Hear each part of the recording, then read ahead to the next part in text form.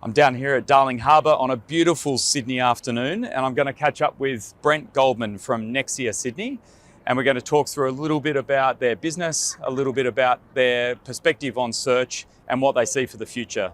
Really grateful to have them on board for the ETA Forum coming up next month.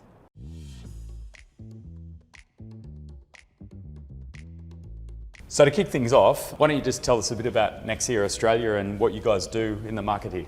Nexia is, we're an international accounting firm, focused very much on the mid to market, small market end of the mid-market companies globally. Here we do advisory, tax and audit. In particular, I work in the advisory side of things, so that's mergers and acquisitions, valuations of businesses and those type of transaction work. This space looks pretty new. You've been here just recently? We moved here in June actually. Yeah, fantastic. Well, maybe you can show us around. Yeah, sounds good. Awesome. You know, search funds and entrepreneurship through acquisition is something that's relatively new to Australia. What was your first introduction to ETA and search in the Australian market? Actually, it was last year at the ETA Forum when I was asked to be one of the panellists. So that was the first time I came across it as a community. This market is new. We're trying new things. We're developing new documents. We're looking at new structures. You know, and organisations like Nexia are really useful for helping us to understand how to operate in this jurisdiction. Yep. Be interesting to explore some of those ideas with you to see what your thoughts are as you see us coming into this new frame. Okay, that's good. I would love a cup of tea. How do you have your tea? I have mine white with no sugar. See, I told you it would take me a while to find It's where good. What you're doing right now is a metaphor for what we're doing in search and ETA right now. Finding the teacups. Trying to find the teacups. Because the problem is when you hit a new market, like you in a new kitchen, you've got to work out where all the bits are, right? So what I find is happening quite a lot at the moment is that in the market, whether it be the banks or the advisors or the entrepreneurs or the investors, is we're all metaphorically making cups of tea in kitchens that we don't own. We always get stuck, and the problem is that without the right advice we can't get it done. And do you find in the private businesses that you're already advising outside the search and ETA space that there is a good mix of either shareholders, investors or advisors around people that have these businesses between the 10 to 50 mil range? What's the spread of capability in the marketplace at the moment? It depends on the attitude of the person, if I'm being honest.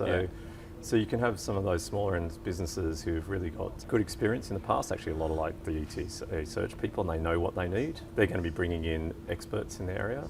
Then you have other ones who've sort of grown despite themselves, and they're very unsophisticated and don't know what they don't know, and they're very good business people in their operations, but then that wider corporate side of things, they don't necessarily understand or value, so you need to sort of a bit more work getting the right people into those spaces. And they're the ones that are challenging, and it's probably more what you'll probably find in this community on the other side. On the sell side, that you'll know what you're doing, but the other side won't, and then you spend half your time trying to educate the other side about what needs to be done so that you get the right answer.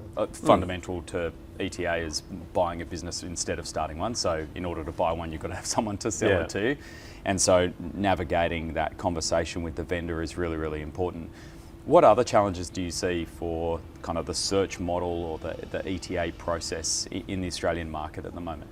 It's not cheap to go into these transactions for either parties, but generally the onus of that tends to be on the buyer a little bit more. So having that initial seed capital to do transactions, and then that comes with the other complication. You spend money sometimes and you probably shouldn't be doing the transaction, and that's a good result to actually have done the work and not into something you shouldn't do, but that's also very hard to swallow. So you have all those kind of complications. Nothing new about that. It's been in the industry forever, but obviously if you're an individual backed by a search fund, it's harder to swallow than if you're a corporate and you're making money and it's part of your budget and you've got other cash flows to compensate. So I think that just means you've got to be very selective about where you spend your time and effort in that first instance before you really engage into a transaction.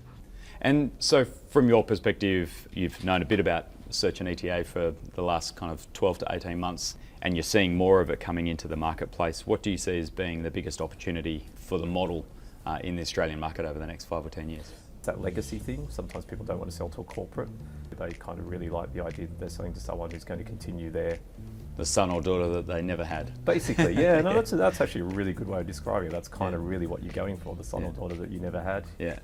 here I am, Yeah. and I've got the money, and I can give you an exit, and you know, but you always have then that flip side issue about trying to make them let go. But I think that is actually the big opportunity and the big market space that's filled by ETA.